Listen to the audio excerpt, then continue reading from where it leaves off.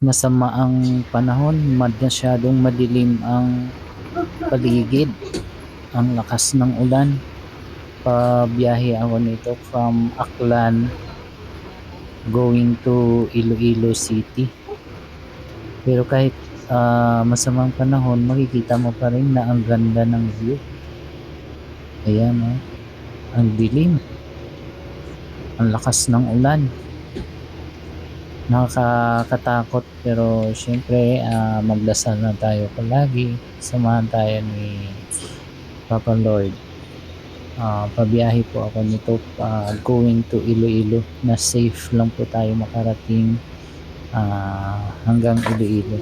Ayan, kahit masama yung panahon, napakagandang tanawin pa rin ang makikita.